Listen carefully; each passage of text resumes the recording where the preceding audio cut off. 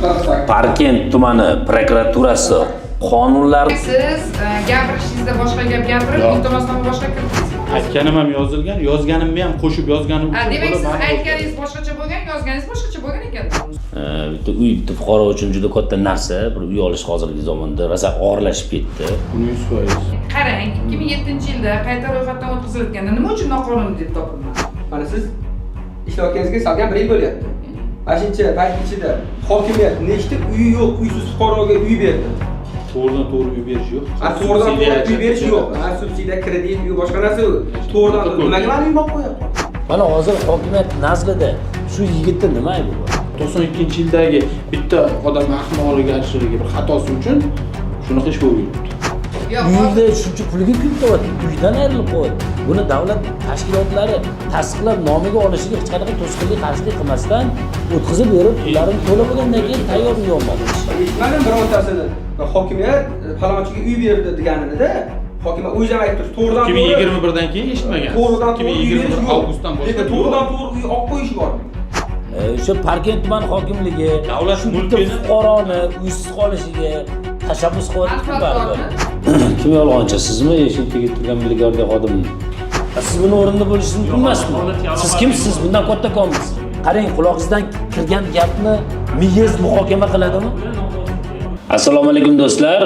Bu efirga chiqishimizdan asosiy mavzu siz-u biz bilgan o'sha mashhur Toshkent viloyati Parkent tumani hokimligi va Parkent tumanidagi prokuraturani bugungi kunda o'zini halol peshona terisiga sotib olgan uyidan uysiz qolishiga sabab bo'layotgan mas'ullar haqida gaplashamiz.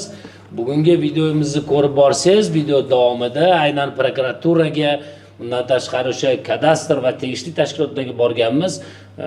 Hozir mana qisqaroq qilib mana o'zlaridan eshitamiz. Siz uyni qayerdan olgansiz? Hokimiyatdan sotib olganmisiz?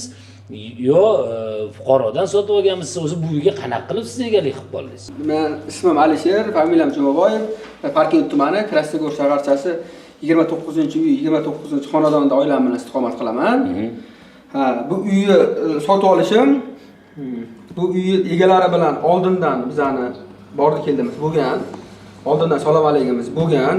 Bu uyda Rahim aka degan bir yosh katta odam yashagan. Bular buvalari bo'ladi. Bu holat bo'yicha Rahim aka 2018-yil olamdan o'tib qolgan. O'shandan beri bular bilan atnashiyada bo'lib yurdik. Bular meros qilib uyni sotamiz deydi. O'zlariga meros qilib olishdi. O'zlariga meros qilib olishdi. Meros 6 oydan keyin ochiladigan bo'ldi. Orada keyin 6 oydan keyin o'sha karantin bo'lib ketdi.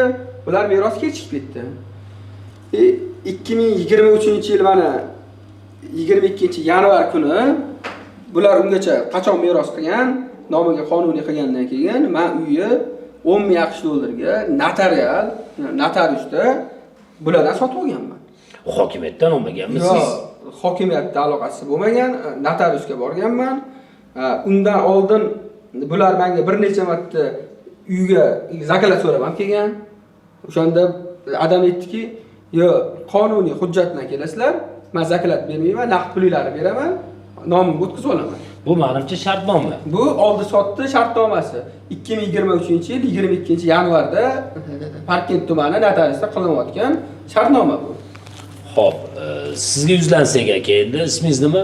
Men ismim Achilov Ilhom Rustamjonovich, merosxo'r o'g'liman.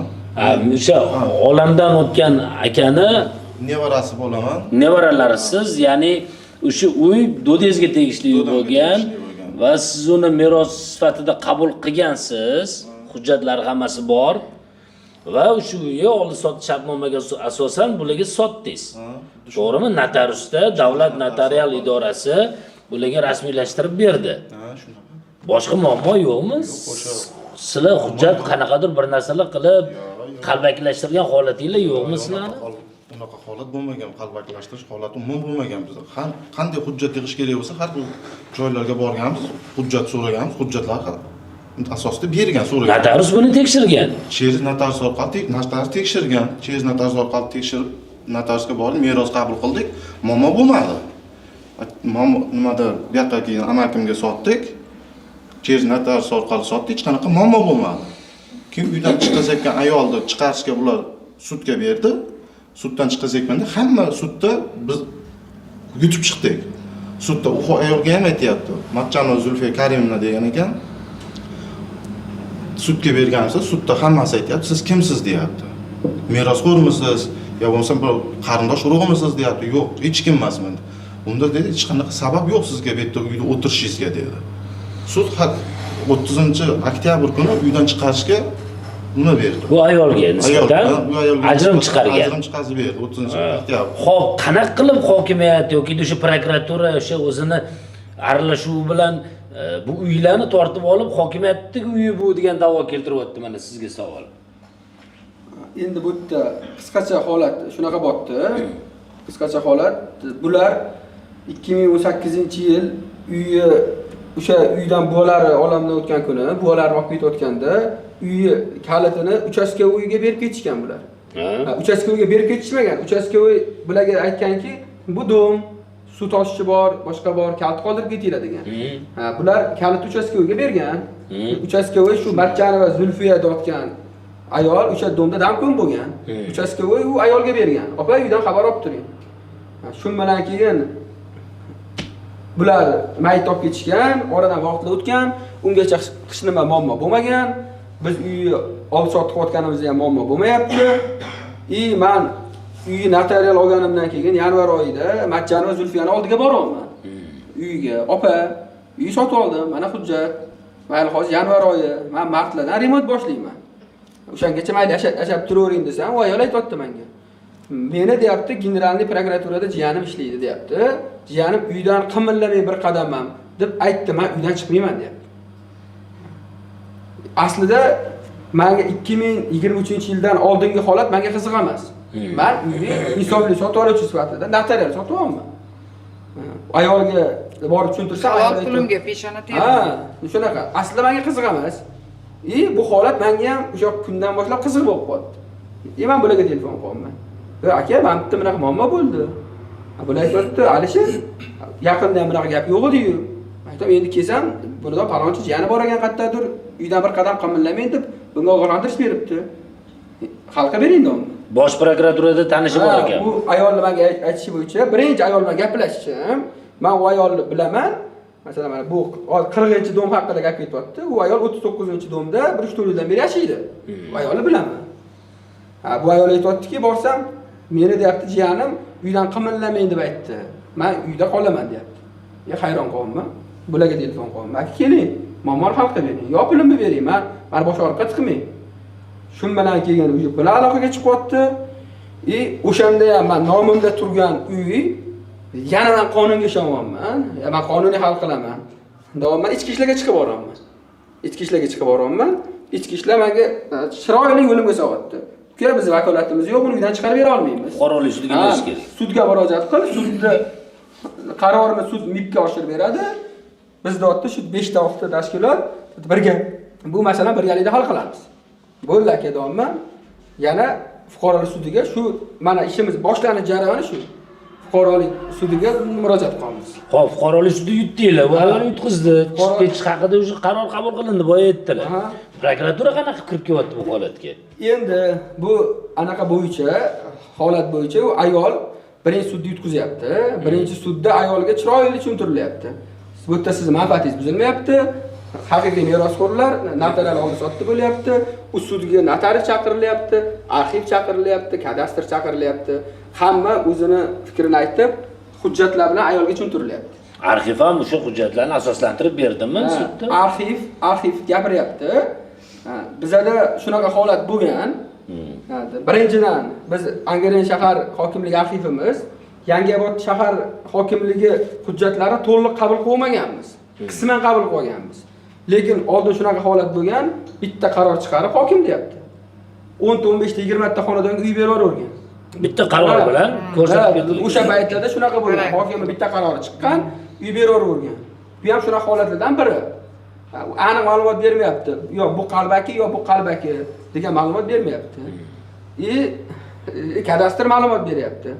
2007-yildan Ashir Rahimjon nomiga rasmiylashtirilgan mana falon guvohnoma kadastr egaligi bor. Bo'ldi. Notarius. Men bu ishni o'tda A nuqtasidan B nuqtasigacha men qilganman, men javob beraman. U yerda notariusga sudya savol beryapti. Siz dotda bu qilgan hujjatlaringizni haqiqiy emasligini tekshirdingizmi? Bu spravkani qayerdan olib keldi deyapti. Unga notarius aytayapti. Qaysi asrda yashayapmiz biz? Men fuqaroning qo'lidan hujjat olmayman.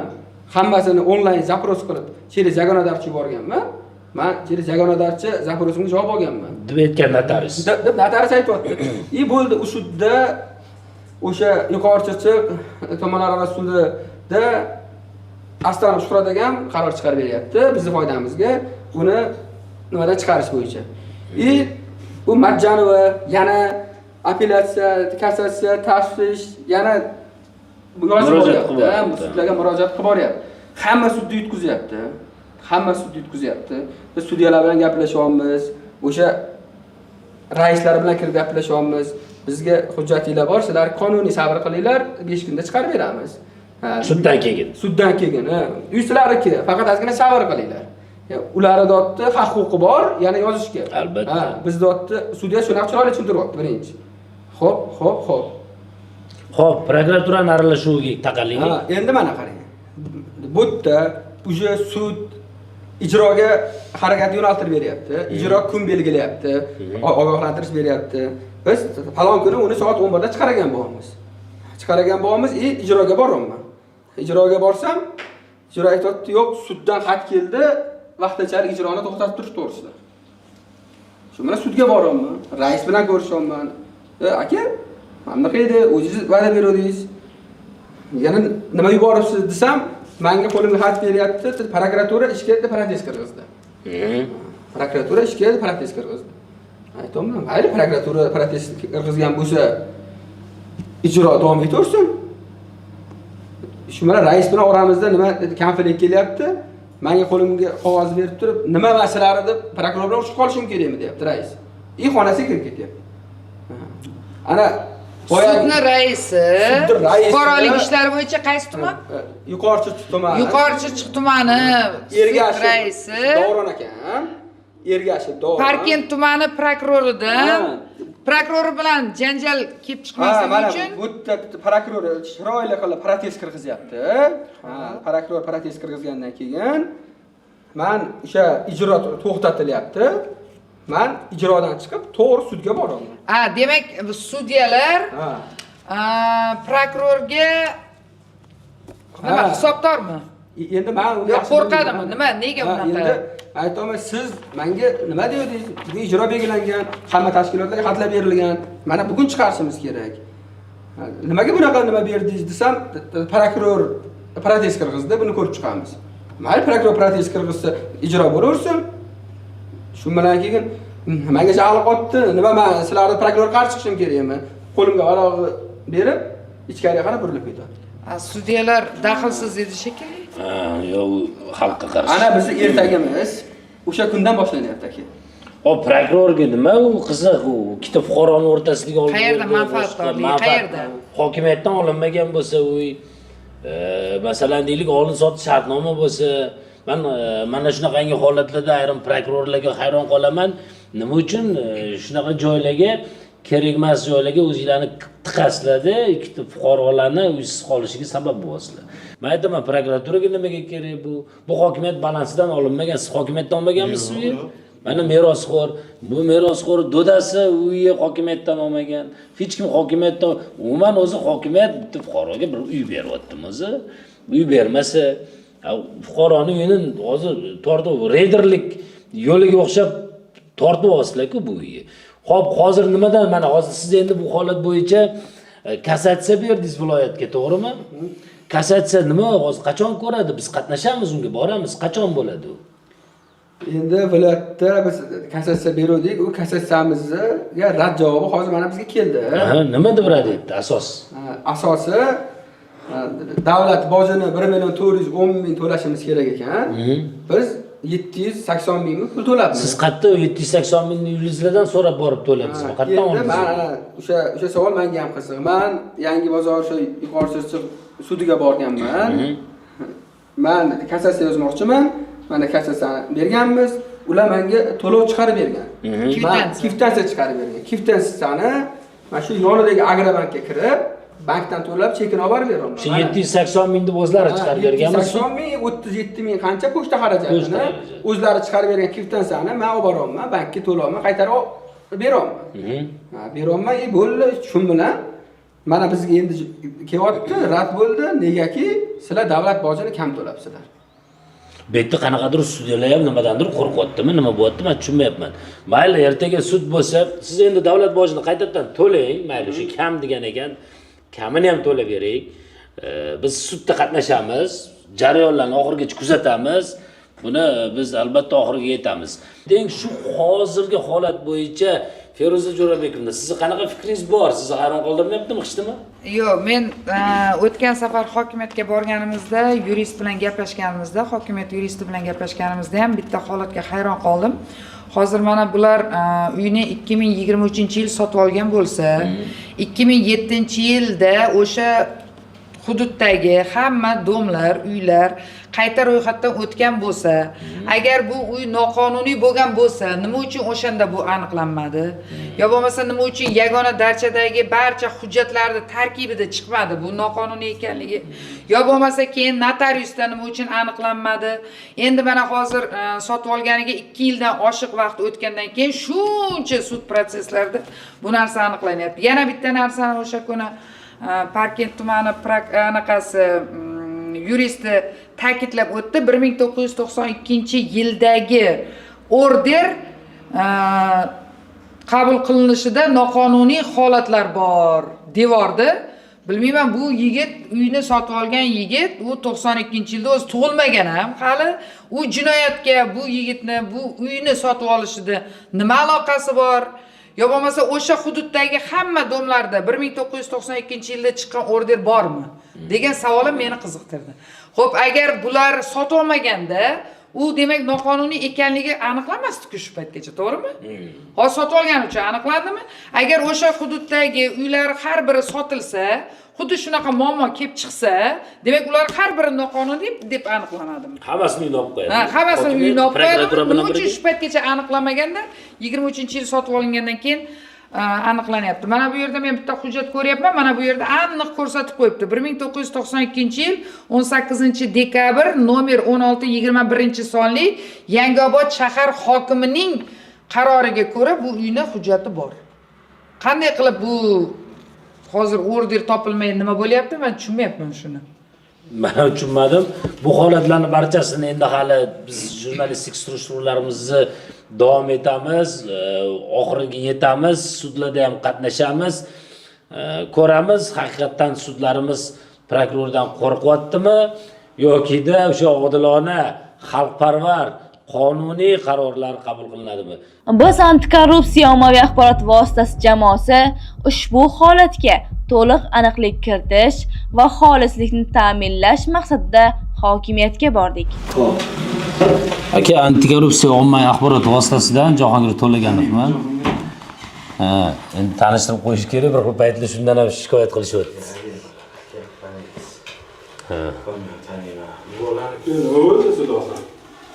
Oxiri o'sha siz bor xalq deganingiz, shundan keyin xalq siz buni. Ustamaga nima dedi advokat? Ustamaga advokat endi oliy sudgacha murojaat qilamiz deyapti. Qolamiz oxirigacha. O'sha baribir qonun oxirida adolat yuzaga chiqadi degan gapni gapiryapti. Aka, shu masalada keluvdik. Endi qarang, gapinglar bo'lsa keyin umumiy bitta tushuntirib beraman holatini bo'lganini. 92 da adashmasam. 92 Angren shahardan ana order bilan misol bu yoq kishiga yer beryapti deylik, joy, dom. Beryapti 2000 necha yilda xususiylashtirish? 2007-yil qaytadan yangi dokument qilyapti. 2007-yil 92-yil. Ya o'zi yo'q, va bitta ma'lumotlar bor. 2007-yil qaytadan yangi 2007 xususiylashtiryapti-da, o'rtada bitta ayol bor keyin, uy egasi bilan yashadim deb, u ham da'vo bo'lib chiqyapti. 2023da meros oformit qilib turib, bular bilan oldi sotib bo'lib ketyapti-da. 92-yildagi order bormi? Noqonuniy bo'lib chiqyapti. Uni oqibatini bekor qilaman deb turib, prokuratura da'vo kirgizib, bizlar manfaatimizda. bular anavi nimadadirda foydalanuvchi bor-ku 15 yildan. Sud uni qilib topmayapti-da, da'voni qanoatlantirib, uy-joyi bizga o'tkazib yuboryapti. Hokimiyatga. Hokimiyatning manfaatida yutib chiqyapti. Viloyatda biz endi baribir manfaatdorligimiz o'shani bekor bo'lishidan. Bizga nimada u baribir mulk bekor bo'lishidan biz manfaatdor bo'ldik. Agar tergovchini qaroriga nisbatan boyagi 228 holatiga nisbatan bo'lib yutib chiqsagina olib qolishi mumkin. Chunki u bilasizlar, jinoyat bo'lgandan keyin o'zi noqonuniy davlat mulkini egallash bo'lgandan keyin ularni nima qilib topmadi. Nimalardir? Insofli foydalanuvchi qilib topolmadi sizlarni sud. Chunki muddatingiz juda qisqa. 23 ta sotib olgansiz, o'shani hisobiga siz u yerda yashamagansiz, orderda ham o'tmagansiz. O'shaning uchun xalal berdi. Bir ikkita narsalarni aniqlashtirib olsak bo'ladimi? Bemalol. Sizlar o'sha u hokimiyatni balandligi uy hisoblagansizlar, to'g'rimi? Hokimiyat. Davlat mulki hisoblangan. 92-yilda. Balandligi mulk hisoblanadi shunda. Paka balansda emas. Uni endi egasiz deb topildi. Shunda bu hokimiyat balansida emas. Davlat mulki. Sizlarni da'vo qilishinglarcha aslida hokimiyat balandligi uy bo'lish kerak degan da'voinglar bor. Biroz noqonuniy birovga berilgandan keyin davlat mulki bo'lish kerak. Vorislik bo'yicha Angrendan hudud bizga o'tgandan keyin biza voris tashkilot. Xo'p, sizlar tomonidan, hokimiyat tomonidan prokuraturaga mana shu holat uchun, mana shu uy uchun da'vo ariza kiritish uchun sizlar tashabbus ko'rsatib xabarlar chiqardi. Bizning tomonidan tashabbus ko'rsatilmagan. Opaning familiyasi kim edi? Matchanova. Matchanova Zulfiya edi, adashmasam. Matchanova Zulfiya ariza kiritib Matchanova Zulfiyani ham manfaatdor qilgan. Bizlar ham manfaatdor qilib turib da'vo ariza kiritgan. Lekin Matchanova u yerda umuman manfaati bo'lmagan. Xo'p, hokimiyat balandligi uyligini sizlar shu paytgacha nega uni daxlsizligini ta'minlamagansizlar hokimiyat sifatida? Foydalanuvchi bo'lgan-ku. Bular foydalanib kelgan, to nizogacha bular hech kim bilmagan u narsani. 2023 ketma-ket yillar davomida 22 boshlanganmi janjal? 22 mi shunaqa boshlangan. Yozishib 23 noyabrda tergovga o'tyapti ish. Tergovchi uni aniqlab turib, umuman boshqa odam nomiga chiqyapti boyagi berilgan order. Shundan keyin may oyida edi, 24 may oyida yana Oliy sudda ko'rganmidi? Oliy sudda ko'rib turib, Oliy sudga hali chiqmadi, fuqarolik sudida viloyat sudda ko'rilgan. Taftishdan ko'rilgan, adashmasam mayli. Oliy sud bo'lmasa taftish edi. Majjanovaning hech qanaqa manfaati yo'q deb turib, lekin tergovchini qarorini umuman ko'rsatmasdan turib, aslida noqonuniy deb topilgan guvohnoma asosida sizlar foydali o'ynab ketgan. Shunda aka, u vaziyatlar bilan, hujjatlar bilan tanishib chiqamiz. Sizdan kerak bo'lgan ma'lumotni olishim kerak o'zimga. Shunda 92-yil siz aytganingizdek, o'sha order qalbakilashtirib, shu uyga o'zlashtirgan bo'lsa, kimdir? Qaysidir fuqaro. Shunda 92-yildan mana 2025-yilga qadar mana endi mana shu yillarda sudlash yuribsizlar. Salkam 34 yilda hokimiyat bilmagan o'shanda o'zining mulki borligini. Mulki borligini bilgan, u vaqtda mulki u shaxsga berilgan. Endi u ham hali 100% hokimiyat mulki deb aytmaymiz sizga. Uni endi biz egasiz mol mulk deb topamiz. Birinchi, u ham sud tartibida bo'ladi. Sud egasiz mol mulk degandan keyingina biz balansga olamiz. Bizlar balansdan chiqib ketib bo'lgan u narsa. O'sha 92-yilda o'sha order bilan 2007 orada xususiylashtirib fuqaroga o'tib ketgan. 2000 boyaga aytganda 23 meros oldi-sotdi bilan bularga o'tgan. Bularga o'tib, bular borib o'sha uy-joyiga so'ragan vaqtda ichkarida bo'lgan ayol chiqib yotdi keyin. U bilan tilxat asosida sotib qo'ygan marhumadan. Ortida bitta tilxati qo'ygan deyilyapti. Tilxati bor qo'lida, yozma. Uni o'sha sud ko'rib chiqqan, lekin hech qanaqa manfaatdor bergan sud. O'sha birinchi sudda shuni men qo'yib turib, prokuraturaning da'vosiga qo'shilmadi, to'g'rimi? Mana shu bo'lganligi uchun buni manfaati yo'q. Nimaga yana buni manfaatdor deb qo'ydi? Men prokuraturaning da'vosiga qo'shilmayman dedim o'sha kuni.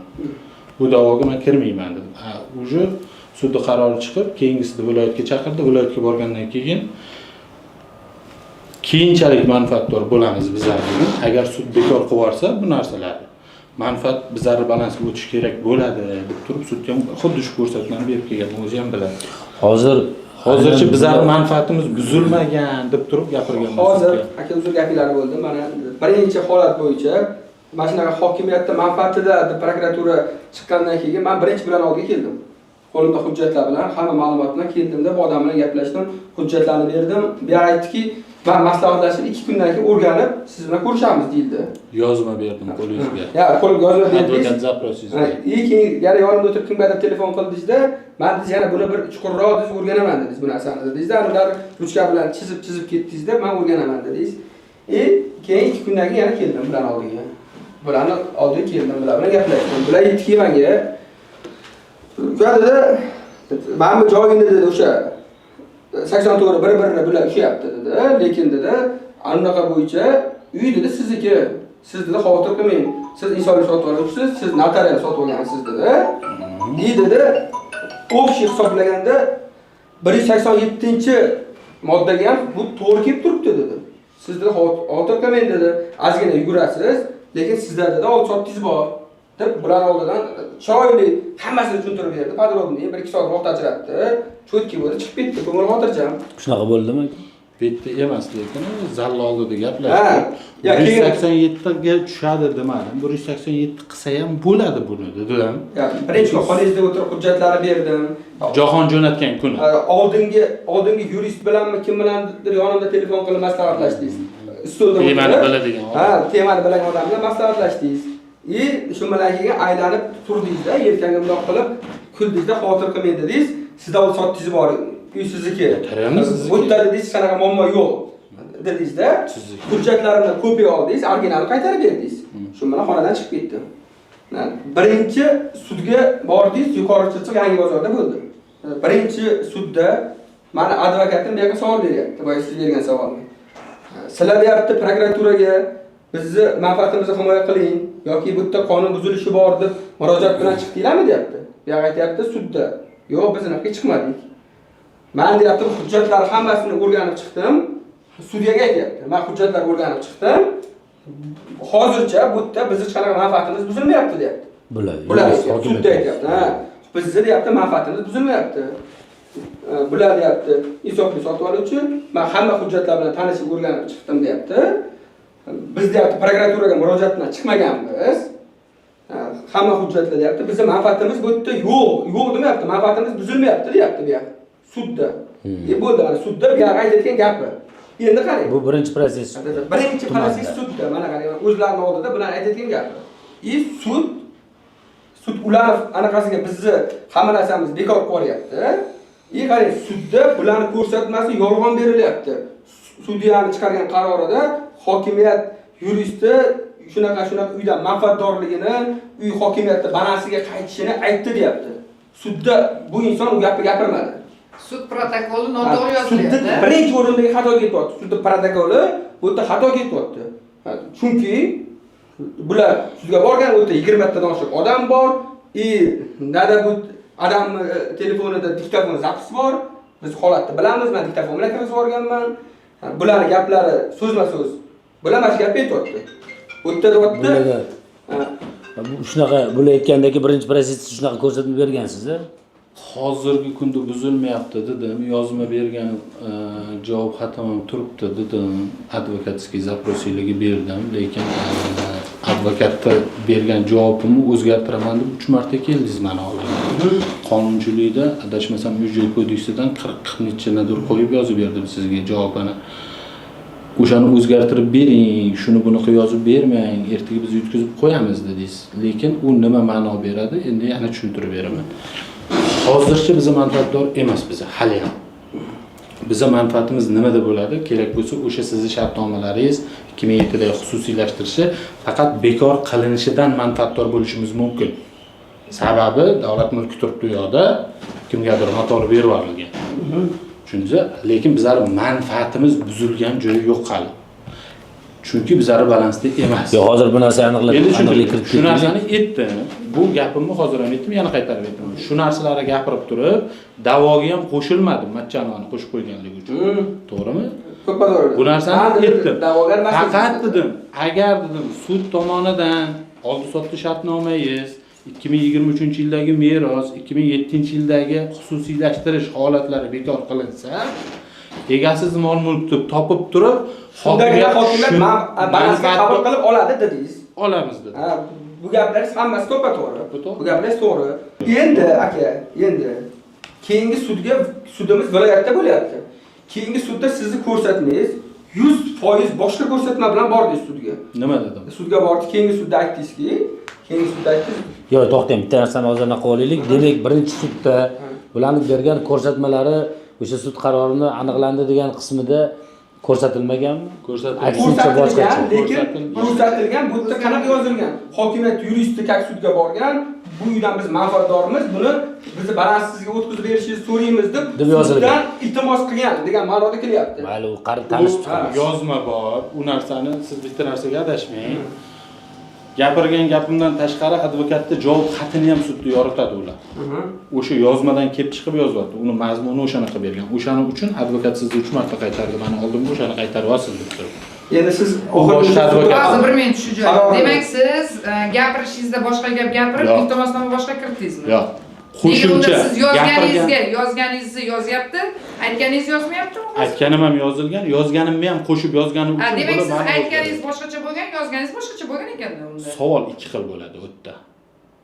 Boyagi qaysi holatda manfaatdorligini men yozib berganligim uchun noqonuniy harakatsizligi, qonunga xilof harakatsizligi natijasida qilingandan keyin u egasiga mol-mulk bermasdan turib olib qo'yiladi degan punkti bor. O'shani qo'yib berib yozganim uchun sud uni endi yuridik tomondan o'zi qog'ozda keltirib qilgan. Bitta narsaga kelishib olaylik. Biz hozir siz bilan ikkalangiz farqini tushuntirib beringmanga bo'ldi. Qaysi gap hozir? Qarang, biz aka qaytamiz, boshqa yerga borishimiz kerak. Hali surishtiradigan joylarimiz ko'pdi. Bitta ikkita narsani bilib olaylik. Mana hozir 92-yilda do'st o'sha organ tomonidan aniqlansa, o'sha order qalbaki qilingani topilgan, tergovchini qaror qilgan. 84 bilan tugatgan. Endi mana shu ish bilan bu endi bitta uy bitta fuqaro uchun juda katta narsa, bir uy olish hozirgi zamonda rosa og'irlashib ketdi. Uni 100%. Endi hozir o'sha 92-yilda bo'lgan holat uchun bular oldi sotdi shartnoma qilgan. 92-yilda o'sha order masalan deylik, bularga nima aloqasi bor? Yo'q, bular o'sha uyi sotayotganda o'sha order mana shunaqa qilinganini boshqasini bilib sotolmagan bo'lsa, sizlar shu tarafidan masalan insofli sotib oluvchi degan joyda sud buni avvalambor biz endi sudlarni ham hali yoritamiz. Noto'g'ri qaror chiqargan deb hisoblayman, chunki orderi bu yasamagan. Undan keyin nechta odam bir-biri bilan oldi sotdi qilgan. Bu undan qonuniy, hech qanday qonun buzish yo'q. 30 yildan ziyod vaqt o'tib sotib olyapti puliga. Kamiga uni notarius qonuniy rasmiylashtirib beryapti qo'liga. Bironta odam aytmayapti, yo hokimiyat, yo prokuratura, yo notarius, yo biron bir tashkilotlar, yo og'ayni bu uyi anaqa dokumenti, mana shunaqa holati bor, ertaga sotib olsang kuyib qolasan demayapti. Hamma tashkilot, oformleniya qilsa bo'ladi, pulini to'lab nomingga o'tkazib ober deb turibdi. Bu odam pul to'layapti, bu odam aybi nima?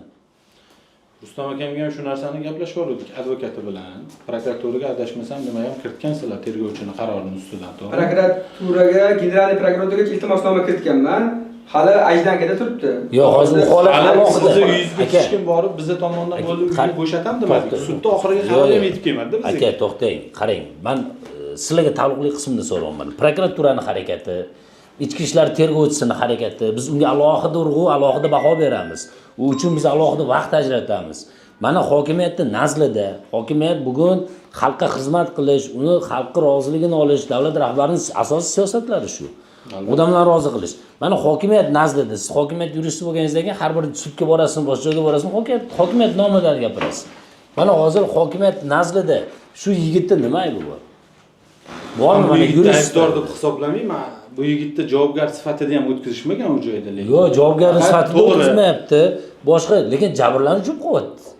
Uyda shuncha puliga kuyib qo'yapti, uydan ayrilib qo'yapti. Buni davlat tashkilotlari tasdiqlab nomiga olishiga hech qanaqa to'sqinlik, qarshilik qilmasdan o'tkazib berib, pullarini to'lab bo'lgandan keyin tayyor uy olmoqchi. Baribir qonunchilik, qonun. Endi bular agar sotib olingan holati bo'yicha beraman desa, faqat ana merosxo'r o'g'linigina olib chiqsak bo'ladi. O'sha holatni mana o'zi ham tasdiqlaydi. Biz ham bu narsaga, misol fuqaro tomoni bo'lib ham yondashgan bizga kerak bo'lsa, o'ziga ham hech mana shu eshikdan orqaga qaytarmagan bizni. Bir marta emas, 10 martalab kelishgan. Sud agar qonuniy tarafdan fuqaroniga deb chiqarib berib tursa, endi bizni bilasiz, sud bu alohida hokimiyat, sud qarorini bizni bajaruvchi, ijro etuvchi hokimiyat bizga. Sizga bitta savolim bor edi meni. 92-yilda demak bu uy noqonuniy qilingan ekan. Yana nechta uy shunaqa noqonuniy qilingan? Bormi sizlarda ro'yxat? Demak, hamma uylari ichida bitta shu uy noqonuniymi hozir? Bor ma'lumot bo'yicha shunaqa. Bitta shu uyda yo'q. Bizdagi bor ma'lumot bo'yicha 34 yil ichida yashab yurgan odamlar bundan noqonuniy yashab kelayotgan ekan. Endi bu Angrendan o'tgan hududligini ham hisobga olish. Yo, xo'p, 2007-yilda qayta ro'yxatdan o'tkazilayotganda, qarang, 2007-yilda qayta ro'yxatdan o'tkazilayotganda nima uchun noqonuniy deb topilmadi? Endi qayta ro'yxatdan o'tkazuvchi tashkilot bu albatta kadastr bizlar emas, bilasiz. Kadastr qayta ro'yxatlashgan, hokimning qarori chiqmagan. Demak, boshqa uy ham olayotganda boshqa odamlardan ham chiqib qolishi mumkinmi shunaqa? Mumkin. Chiqishi mumkin. 35 yildan keyin ham chiqaradi, hokimiyat da'vogar bo'laveradi shunda ham. Shunaqami? 35 Yana qaytarib aytaman. Da'voni biza kirgizmagan biza. Birinchidan biza faqat manfaatdor biza o'sha narsalarni bekor qilish. Hozir kim kirityapti da'voni? Prokuratura kirgizgan. Prokuratura qayerdan topdi uni? Matchan va Zulfiya narigi bular bilan uy talashayotgan odam ariza berdi. Bular bilan talashayotgan shaxs prokuraturaga ariza berib turib olib chiqib borishyapti. O'shandan chiqib qolyapti. Agar chiqmasa, agar u matchanga murojaat qilmaganda balki umuman chiqmasdi ham, sotib olgan qonuniy, bizda unaqa ma'lumot ham yo'q. Endi tergovchi ham sudda shu narsani ham ko'rsatganman, gapirib o'tganman. Tergovchi qaror chiqargan, lekin uy joyi olib qo'yish boyagi qarori oqibatiga nisbatan munosabat bildirmagan deb ham gapirdi. Yo, munosabat bildirmagan bo'lishi mumkin, lekin fuqarolik sudlari bunga alohida urg'u berib munosabat berib qo'yadi. Mayli, unga emas, bitta narsa. Boyagi savolimga javob beraylik. Mana shu yigitni siz hokimiyat yurist sifatida mana sotib oldi shu joyi. Shuncha vaqtdan beri kamiga sudlash yuribdi, talash yuribdi, advokatga pul qilib, sarson sargardon bo'lib yuribdi necha yildan beri sotib olgani uchun. Shu yigitda aybi bormi? Bu yigitda aybi yo'q. Yo'q. Bu yigitda aybi yo'q. Endi sotib olingan joyi bitta narsaki, avval qilingan holatlar uchun bu yoq kuyib o'tiribdi. Endi u qonunchilik bor. Uy-joy kodeksida hozir moddasi aniq esimda qolmadi. Hokimiyat vakilining harakati noqonuniy harakat natijasida qilingandan keyin bu qonunchilikda o'tganda o'rniga o'rin joy bermasdan turib ko'chiriladi degan joylari borda. Yo, mayli biz o'shaning uchun men qonundan tashqariga chiqa olmayman. Bu yigitni aybdor ham deb hisoblamayman. Bu yigitga sotgan boyagi merosxo'rni ham aybdor deb topmayman. Asl aybdor o'lib ketib bo'ldi. Roz bo'pti, tilxat bilan unga berdimi? O'sha balki tilxatini qonuniylashtirgancha siz shuncha payt kuyib o'tirmasdingiz. To'g'risi-da. Avvalo o'shandan kelib chiqadi. 92-yildagi bitta odam ahmoqligarchiligi bir xatosi uchun shunaqa ish bo'lib yuribdi. Kimdir yozib qo'ygan. O'sha orderlar asli ham yo'q-ku. Asli ham yo'q. Yo, endi bu yerda qarang. Tergovda ham tergovchi aybni menga, merosxo'rlarga qo'ymayapti. Aniq ko'rsatyapti. 1992-yildagi hujjat bo'yicha deb beryapti, to'g'rimi? Bu yerda menda nima ayb bor aka? Bizda nima ayb bor? Qarang, endi sizga bitta savol. Mana siz ishlayotganingizga salgan 1 yil bo'lyapti. Mana shuncha payt ichida hokimiyat nechta uyi yo'q, uysiz fuqaroga uy berdi? To'g'ridan to'g'ri uy berish yo'q. To'g'ridan to'g'ri uy berish yo'q. Subsidiya, kredit, uy boshqa narsa to'g'ridan nimaga ma'lum bo'lib qo'yapti hokimiyat? Qani hozir olib qo'ygan? Siz sudda kecha borib, men uyga manfaatdorman deyapsiz. Bekor bo'lsa, bekor bo'lishidan manfaatdor biza, keyin balansga olib, keyin manfaat hokimiyat bo'ladi. Shuncha uysiz odamlarga, masalan, men eshitmadim birontasini hokimiyat falonchiga uy berdi deganini-da. Hokimiyat o'zi ham aytdi, to'g'ridan to'g'ri 2021dan keyin eshitmagan. To'g'ridan to'g'ri 2021 avgustdan boshlab to'g'ridan to'g'ri uy olib qo'yish bormi? Shunaqa bo'lyapti, aka. Qani to'g'ridan to'g'ri olib qo'yishimiz uchun biron bir sizni qo'lingizga hokimning qarorini berdikmi, farmoyishini berdikmi yo sudda bizni olib qo'yamiz deb gapirdik. Yo, men o'sha oxirgi suddan keyin ham egasiz mol mulk deb topish kerak. Birinchi uni ham sud ko'rib chiqadi. Biza hal qilmaymiz, hokim hal qilmaydi, men hal qilmayman, tashkilot hal qilmaydi. U bo'yicha biza egasiz mol mulkni kirgizish uchun da'vogar bo'lishimiz mumkin. Uni da'voni sudga kirgizamiz. Unga ham odil sudlov bor, sud ko'rib chiqadi-da. Uni da'vo muddati o'tib ketmagan. Qaysini?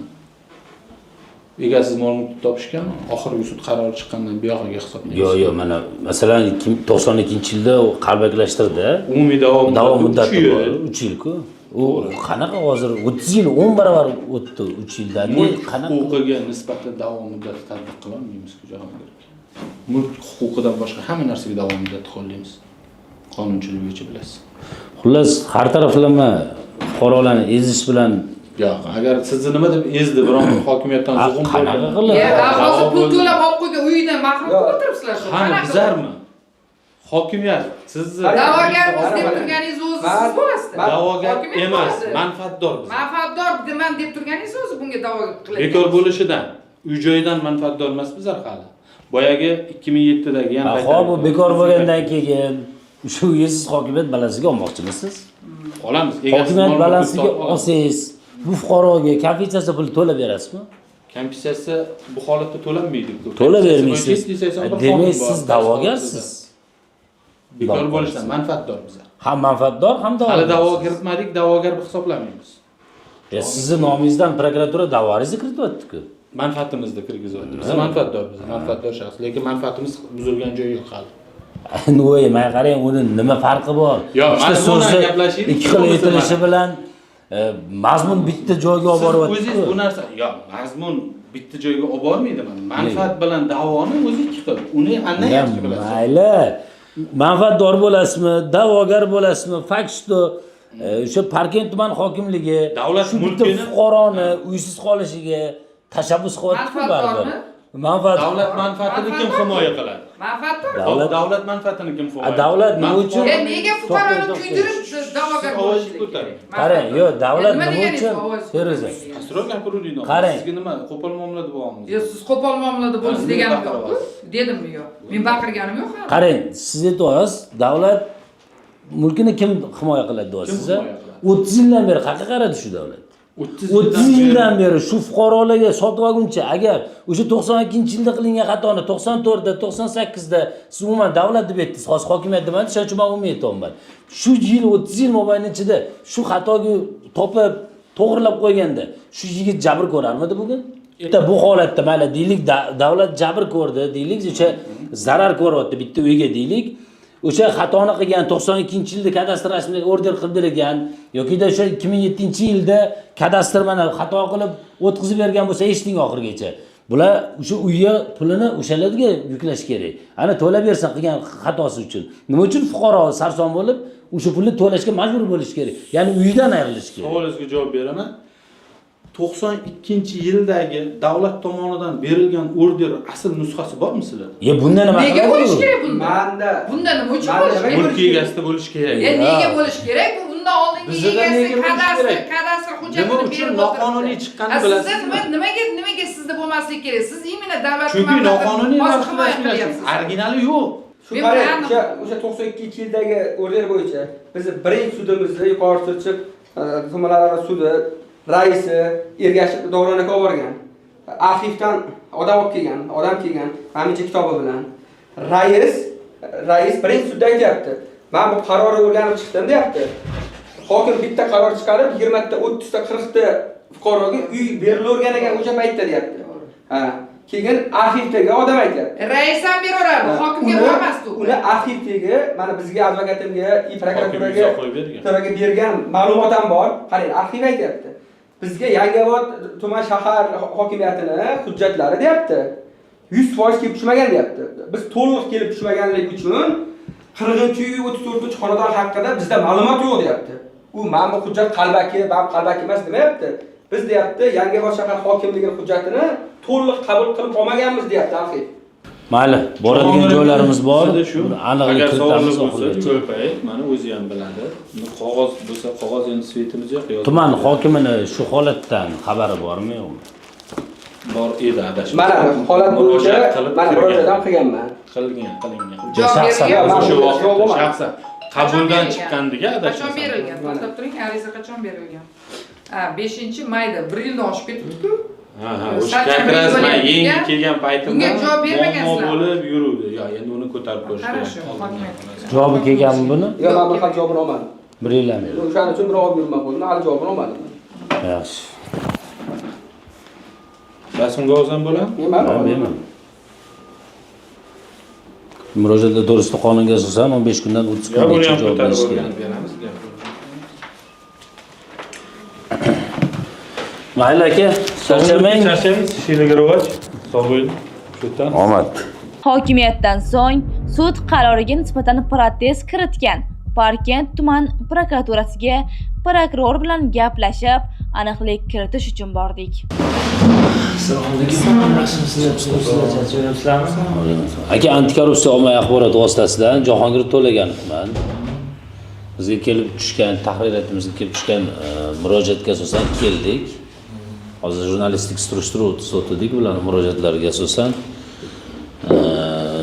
Sizlarni prokuraturanglar bilan bir bog'liqlik joyi bor ekan, shuning uchun aniqlik kiritaylik, ma'lumot to'liq bo'lsin degan ma'noda keldik.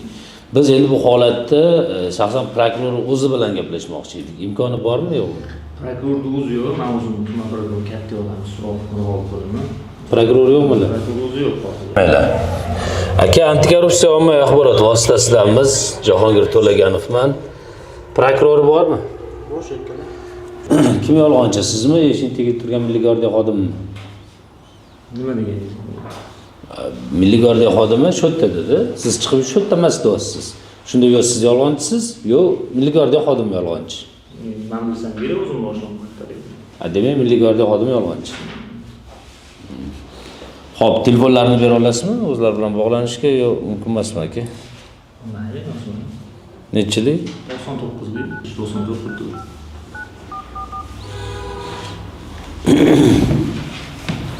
Ismlari nima? Jasurbek.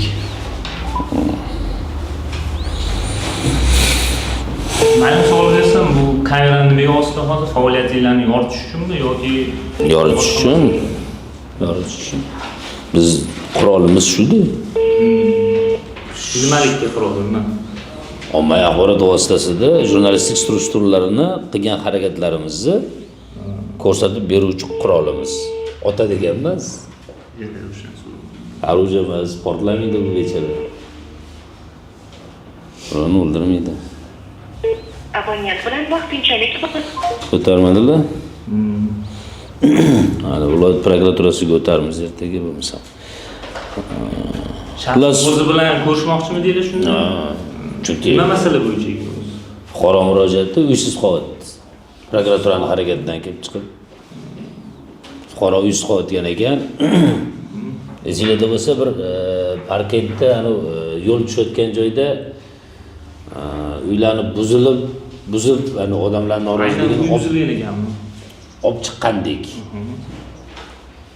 Bularniki endi domda, endi uchastkalarniki mayli buzib uysiz qolyapti fuqarolar. Talash yuribdi. Bularning ko'p qavatli uyi ham prokuratura o'sha da'vo ariza kiritib Prokuratura kiritgan ekan da'voni. Hozirgi kunda shu uysiz qolish arafasida turgan ekan fuqaro. Shuni biz o'rganib yoritmoqchimiz.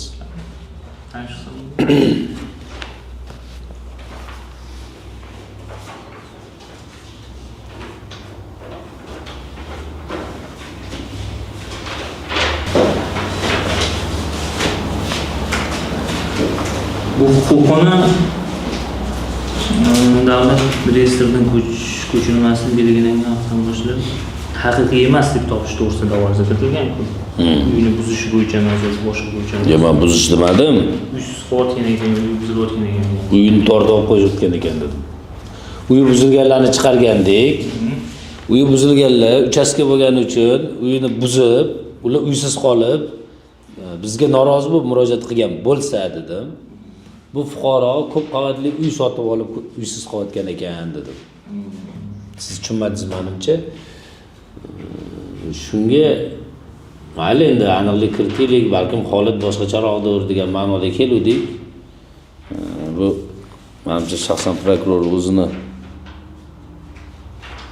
prokurorning o'zining imzosi bilan kiritilgan ekan. Shuning uchun o'zlari bilan gaplashmoqchi edik. Bu holatdan o'zi yaqindan xabardormilar? Bu fuqaroning manfaatlarini kim himoya qiladi? Uy sotib olib, notarius orqali ofitsial hamma davlat tashkilotlari tasdiqlab sotib olganda, endi sotib olgan odamning uyini tortib olishyapti. Prokuraturani boshchiligida hokimiyat qolaversa yana bir qo'lida hech qanaqa yuridik hujjati yo'q bir ayol. Endi bu yerda biz surishtiruvni nima uchun qilamiz? Bir tarafdan bo'lib qolmasligi uchun avvalambor, ikkinchisi korrupsiya bormi yo'qmi? korrupsiya holatini biz sezsak, unda korrupsiya holati borligini e'lon qilamiz. Lekin bu odamning qo'lida hamma hujjati bor. Uyi sotib olgan. Borib, oldi-sotdi shartnoma bilan notariusdan 92-yil emish, kimdir orderni 30 necha yil oldin, 33 yil oldin kimdir orderni yasab o'sha uyni nomiga o'tkazgan ekan. U Eshmatga sotgan, Eshmat Toshmatga sotgan. Ular necha yillardan beri uy sotilib yuribdi. Shu qatorda oxirgi sotib oluvchi bo'lib o'tgan. Endi hozir da'vo ariza kiritib, prokuratura uyni olib qo'yotgan ekan. U 92-yilda agar shu voqea bo'lgan taqdirda ham biz uni ham surishtiryapmiz. Hozir arxiv unaqa deb aytmagan ekan pakazaniyasida. Uni ham pakazaniyasi bizga bu material to'liq kelmagan. Boshqa tuman yer edi. Keyin bizni Parkent tumaniga o'tgandan keyin barcha arxivdagi barcha hujjatlarni to'liq bizgacha yetib kelmagan degan ko'rsatma bergan ekan.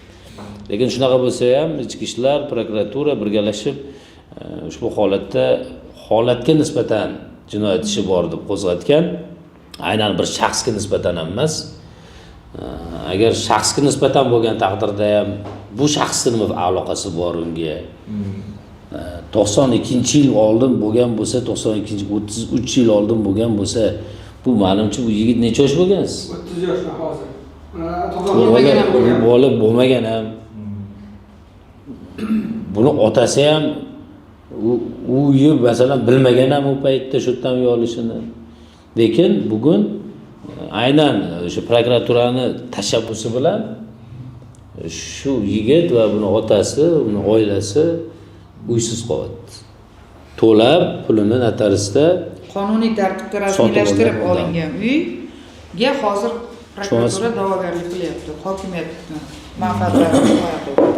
Biz mantiq qidirib keldik prokuraturaga. Balki mantiq bo'lsa, aytsanglar biz shunga qarab ish qilamiz. Agar u noqonuniy uy bo'lsa, u prokuratura himoya qilish kerak bo'lgan, hokimiyatni manfaati bo'lgan uy bo'lsa, nima uchun bu uyni 2023-yil bunga sotayapti bemalol? Notarius buni to'liq oformit qila olyapti. Bu odam o'rnida siz ham bo'lishingiz mumkin, har qanday odam bo'lishi mumkin. Nima uchun hozir bu 2 yil oldin sotilgan uyni tergovni ayblovchi qaytarib olish kerak? Siz masalada prokuraturaga murojaat qilganmisiz oldin? Keling, men o'tiring. Prokuraturani o'zi da'vo ariza kirib tursa, qanaqa qilib prokuraturaga murojaat qilish mumkin? Noqonuniy shu masalada. Endi tuman prokuraturasi kiritgan arizasining ustidan o'ziga murojaat qilmaydi-ku. Prokuratura organlariga murojaat qilganmi? Qilingan. Mana bunaqasi. Bosh prokuraturaga ham berilgan. Bosh prokuraturaga ham berilgan. Hozir. Xo'p, aka, ushbu holat bo'yicha sizlar ma'lumot berib bir narsa yechim qilib bera olasizlarmi? Prokuror bo'lsa, siz prokurorni qo'lidagi xizmat qiladigan odami bo'lsangiz, mayli ariza yozib qoldirsam, hozir biz prokuror ustidan sizgami? Farqi yo'q, agar shu masala bo'yicha.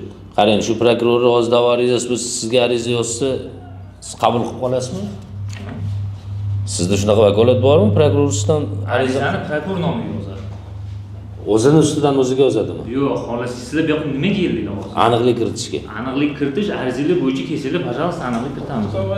Hozir aniqlik kiritib bering bizga shu holat bo'yicha. Yo'q. Mana oddiy voqeani aytib beryapman sizga. Bu misolmi, boshqa misolmi? Masalan, siz deylik.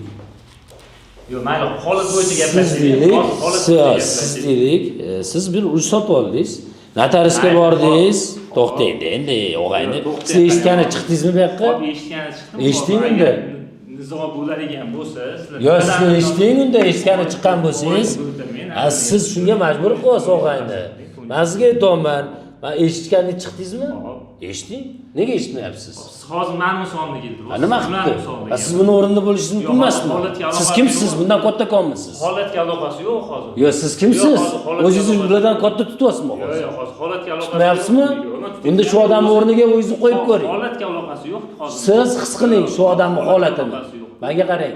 Siz his qiling shu odamning holatini. Tushundingizmi? Men sizga aytayapman.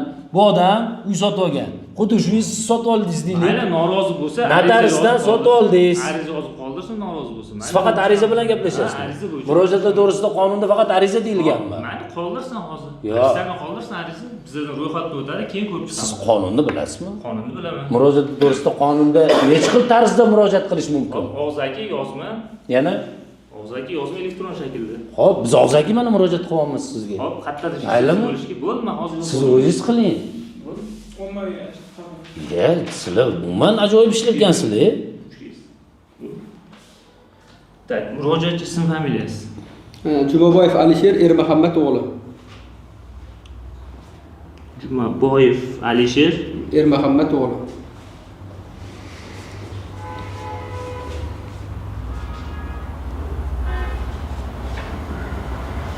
tug'ilgan bo'lsangiz, 1994-yil 14-aprel.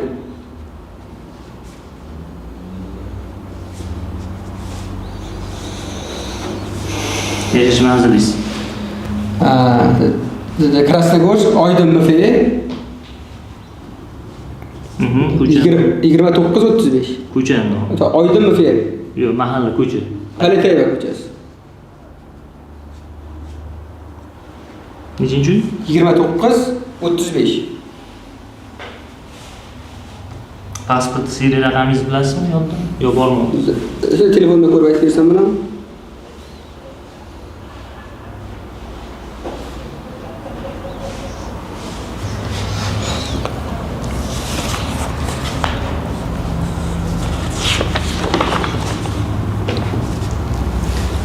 AD 189 Telefon raqamingiz? 93lik 378 Parkent tumani prokuraturasi qonunlarni shu darajada bilmaydiki, prokurorning ustidan norozi bo'lgan fuqarodan prokurorning ustidan arizani bir mutaxassismi kim bilmayman chiqib, menga yozib bering deb ariza qabul qilyapti.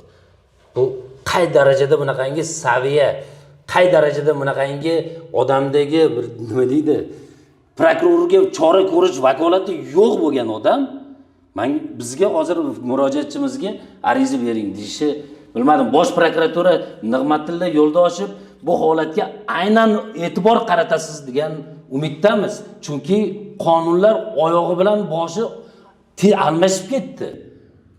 Tushunib bo'lmayapti umuman. Murojaatni eshitgani chiqqan odam murojaatni eshitmayapti. Xullas, akalar, bitta narsa, prokurorga bizning nomimizdan salom aytib qo'yasiz. Tez kunda biz ertaga viloyat bosh prokuraturaga bu masalada boramiz. Biz o'yladikki, prokuror o'zi bilan bir do'stona uchrashib, shu holatga bir yechim topamizmi, aniqlik kiritamizmi deb kelgandik aslida. Biz qo'rqqanimizdan yo boshqa qilganimizdan yo iltimos bilan kelmaganmiz. Shu holatga aniqlik kiritib, shu insonning aybi nima? Balkim aybi bo'lsa, aybini asoslantirib bera olar degan maqsadda keldik. Bu prokuror ustidan siz hech qanaqa ariza olishga sizni haqqingiz ham, vakolatingiz ham yo'q. Siz uni qo'lida ishlovchi odamsiz, chora ko'ruvchi emas. Unga chorani viloyatda, respublikada ko'radi do'stim. Qonunni bilib oling, maylimi? Siz bu yerda hech qanaqa masalani hal qila olmasangiz,